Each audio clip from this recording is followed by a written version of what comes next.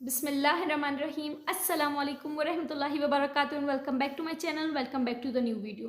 देखिए, जब हम अल्लाह पाक से दुआएं कर रहे होते हैं और दुआ करते हुए हमें कुछ चंद ऐसी निशानियां साबित हो जाए ना, तो इसका मतलब ये है कि अल्लाह पाक हमारे हक में फ़ैसला करने वाला है, हमारी दुआओं को कबूलियत का दर्जा मिलने वाला है, हमारी किस्मत, हमारा वक्त बदलने वाला है। ठीक है ना। तो मैं आज आप लोगों के साथ कुछ ऐसी ही निशानियाँ शेयर करने वाली हूँ। लेकिन देखिए, मैं इससे पहले एक बात करना चाहती हूँ कि हम क्या करते हैं, हम मुसलमान इंसान होकर क्या करते हैं कि हम दुआ, एक तरफ दुआ मांगते हैं और दूसरी तरफ कहते हैं बस हमारी दुआ फ़ौरन कबूल हो जाए, जो हम चाह रहे हैं वो हमें मिल जाए। नहीं, ऐसा नहीं होता। देखिए, अगर ऐसा होना होता ना तो सबसे पहले अम्बिया पैगंबरों के साथ ही ऐसा होता। उनको आजमाइशें नहीं मिल रही होती। ठीक है ना। उन्होंने भी खूब अल्लाह पाक से दुआएं करी, कामिल ईमान रखा, फिर जाके उनको अल्लाह पाक ने खूब इनामों से नवाजा। ठीक है ना। अगर मैं मिसाल दूँ हज़रत इब्राहीम अलैहिस्सलाम की, तो हज़रत इब्राहीम अलैहिस्सलाम को आग में डाल दिया गया, लेकिन अल्लाह पाक से उन्होंने खूब खूब दुआएं फरमाई और इनका इतना कामिल भरोसा था कि अल्लाह पाक ने उस आग को ठंडा कर दिया। ठीक है ना। रहमत वाली आग बना दी, रहमत की तरह ठंडा कर दिया। इसी तरीके से हज़रत यूनुस अलैहिस्सलाम की बात की जाए तो हम सोच सकते हैं जो गहरे समंदर के अंदर, मछली के पेट के अंदर सही सलामत थे, क्योंकि वो वहाँ भी अल्लाह पाक से खूब खूब दुआएं करते रहे और साथ साथ अल्लाह के ऊपर कामिल ईमान रखा कि नहीं, मैं बिल्कुल सही सलामत आऊँगा, और अल्लाह पाक ने इनकी दुआओं को कबूल किया।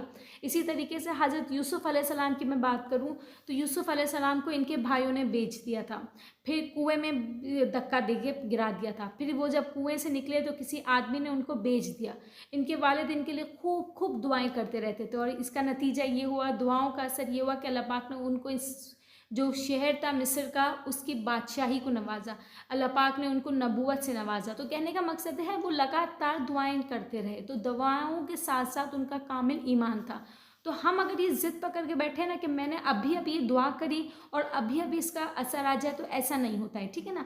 हर चीज़ को टाइम लगता है, वो सही वक्त अल्लाह पाक देखता है, वो सही वक्त पे हमें नवाजता है और हम जो मांग रहे हैं ना उससे बेहतरीन नवाजता है, तो उसके लिए थोड़ा वक्त लगता है। हमें सब्र के साथ ईमान की, तवक्कल की ज़रूरत है। ठीक है ना। तो जब हम ये सब कर लेते हैं, इसके बाद जब हमारी दुआओं को असर का रंग मिलता है ना, तो ये चंद निशानियां हैं वो साबित होती हैं। तो मैं निशानियां आप लोगों के साथ शेयर करती हूँ। देखिए, सबसे पहली जो निशानी है वो ये है कि जब हमारी दुआ कबूल होने लगती है, ये जो दुआ अल्लाह पाक ने उसका कुन का फैसला फरमा दिया होता है ना, तो सबसे पहले ये होता है कि हम अल्लाह पाक से, जैसे कि एक मैं मिसाल दे रही हूँ, हम अल्लाह पाक से दुआएं कर रहे हैं। ठीक है ना।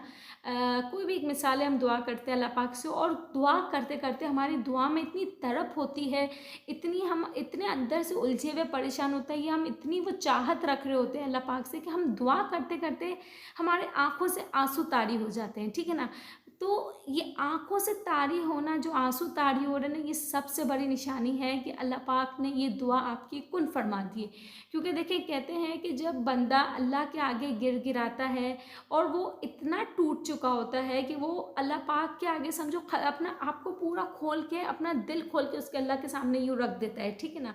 और फिर वो अल्लाह पाक के सामने समझो वो और अल्लाह है, वो क्या अल्लाह पाक को बोल रहा है, अल्लाह पाक से क्या नाराज़गी शेयर कर रहा है, अल्लाह पाक से क्या दिल हल्का कर रहा है, अल्लाह पाक से लोगों की क्या जो उसके साथ ज़्यादतियाँ हुई हैं वो बता रहा है, जो वो चाह रहा है उसकी तरफ बता रहा है। और उस दौरान उसके जो आंखों से आंसू तारी हो जाते हैं ना, तो फिर अल्लाह पाक कहता है कि कोई बंदा मेरे से इतना तरफ से मांगे, इतना तरफते हुए मेरे आगे ईमान के साथ मेरे आगे अपना दिल खोले, तो क्या मैं उसको खाली हाथ लौटाऊंगा। इस हालत में अल्लाह पाक कभी भी खाली हाथ नहीं लौटाता। फिर क्या होता है कि जो आपने मांगा होता है वो लाजमन मिलता है।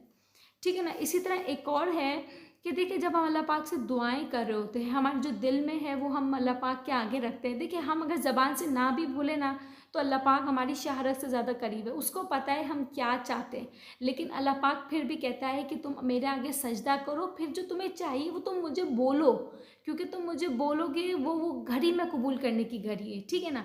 और उस घड़ी के अंदर जब वो कबूल करने की घड़ी और अल्लाह पाक ने आपके अंदर रोंगटे खड़े कर दे, आपको गूज बम्स आने लगे। मैं इसकी एक और मिसाल इस तरीके से दूंगी, जैसे आपकी कोई दुआ कबूल होने की है और आप अल्लाह पाक से दुआ कर रहे हो और अचानक से आपके जिस्म में ना सनसनाहट सी आने लगे, गूज बम्स हो जाए, आपके रोंगटे खड़े हो जाए, आपको एक अलग से आपको लगे कि यार मेरा जिस्म झूम गया है, मतलब एक बहुत तड़प गया है, एक जिस्म के अंदर ये कैफियत तारी हो जाए ना, तो समझो वो जो वक्त होता है ना, वो जो घड़ी होती है ना, वो कबूलियत हो जाती है उस दुआ के लिए, ठीक है ना।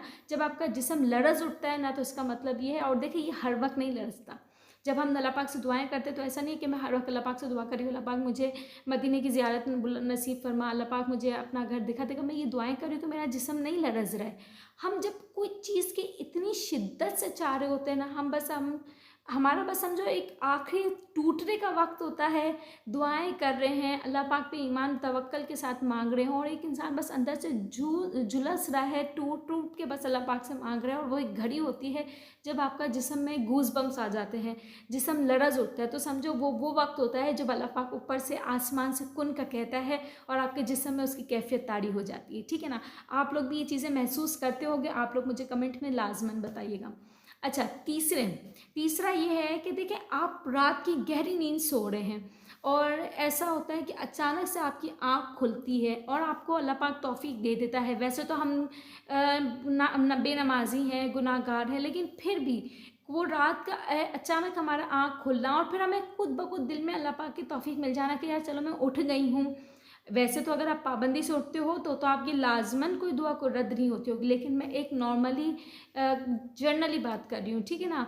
तो हम क्या है, जैसे उठे रात के पहर अचानक से और हमने कहा कि चलो यार उठ गए हैं तो नफिल नमाज़ पढ़ ले तहज्जुद की। आपने तहज्जुद की नमाज़ पढ़ी, अब वो तहज्जुद की नमाज़ पढ़ने के बाद फिर अल्लाह पाक से लाजमी आप दुआ भी करोगे, क्योंकि नॉर्मल बात है जब आप नमाज़ पढ़ते हो तो आप दुआ करते हो, चाहे वो नफिल नमाज हो चाहे वो फ़र्ज़ नमाज हो। फिर आपने अल्लाह पाक से खूब खूब मांगा, अल्लाह पाक के सामने आप रो गए, अल्लाह पाक के सामने अपने आप को दिल खोल के खूब खूब बातें की, अपना दिल अल्लाह पाक के सामने एज अ फ्रेंड शेयर किया, क्योंकि पता है कि वो घड़ी ऐसी है जब अल्लाह पाक अर्श से हमारे लिए मेरे लिए उतरा है। और फिर सबसे बड़ी बात तो ये कि मैं तो गुनाहगार गहरी नींद सोई हुई थी, मीठे मीठे बिस्तर पे मीठी मीठी नींद में, और अचानक से मेरी आँख खुलनी, इसका मतलब तो ये कि अल्लाह पाक ने मुझे खास उठाया। अल्लाह पाक चाह रहा था कि बंदा उठे, मेरे आके सजदा करे और अपने दिल मेरे सामने खोल के मांगे और मैं इसको दूँ। तो बताया आप मुझे कि क्या ये वो वक्त नहीं है, जी निशानी वो नहीं है कि अल्लाह पाक आपसे वो आपकी वो दुआ कबूल करवाना चाह रहा है। अल्लाह पाक चाह रहा था कि बंदा बस पूरी दुनिया को छोड़े, अपनी नींद मीठी छोड़े और मेरी मोहब्बत में खड़ा होकर मुझसे मांगे और मैं उसको दूँ। बस वो अल्लाह पाक वो घड़ी चाह रहा था और हमने वो अल्लाह पाक की तौफीक से ही उठ के वो उस वक्त मांग लिया। तो ये एक बहुत बड़ी निशानी है कि आपकी दुआ वो कबूल का दर्जा पा चुकी है। अच्छा, एक और जो लास्ट है जो इस वक्त मेरे दिमाग में आ रही है वो ये है कि देखिए इंसान जब परेशान हाल है, बहुत परेशान तड़प रहा है, उसकी दिल की ख्वाहिश है, कुछ भी वो मांग रहा है, ठीक है ना, और उसको पता है कि मेरा कोई हल नहीं है दुनिया के पास, मेरा कोई रिश्तेदार, कोई कुछ भी मेरा कुछ नहीं कर सकता, मीन्स मुझे कहीं से मदद नहीं आ सकती, मेरी दुआ की कबूलियत कोई ना, मेरा रिश्तेदार ना कोई मेरा फ्रेंड ना मेरे माँ बाप कुछ नहीं कर सकते, सिर्फ और सिर्फ एक अल्लाह कर सकता है। और वो इतना टूट के परेशानी या वो उतनी शिद्दत से कोई चीज़ चाह रहा है, जैसे किसी के बाहर के वीज़ा नहीं लग रहे और वो शिद्दत से अल्लाह पाक के पास चाह रहा है और वो इतना अंदर से लरजा हुआ है, और जब वो खुले आसमान को देखता है और अल्लाह पाक से कहता है कि अल्लाह पाक तू सुन ले, जब वो इंसान को देखिए हर वक्त ऐसा नहीं होता कि मैं उठ के आसमान की तरफ देख के अल्लाह पाक से मांगूंगी, नहीं, जब एक इंसान अंदर से पूरा उसका कामिल ईमान है और वो बेबस है, क्योंकि इसका हल जो है ना वो सिर्फ अल्लाह के पास है, दुनिया के पास नहीं है, किसी रिश्ते किसी दोस्त के पास नहीं है, और वो इस तरीके से वो इतनी शिद्दत होती है, ये कभी कभी किसी के साथ होता है, ठीक है ना, हर वक्त नहीं होता। जिसके साथ हुआ है वो प्लीज़ मुझे कमेंट करके बताइएगा। फिर क्या होता है कि वो जब आसमान पे वो शिद्दत से वो जो अल्लाह पाक की तरफ आसमान पे देखता है और उसके दिल से आवाज़ निकलती है, अल्लाह तू तो देने वाला है ना, ए रब, एक दो कायनात के रब, ए दो जहानों के रब, अल्लाह मेरी तकलीफ़ को सुन ले, मेरा ये काम बना दे।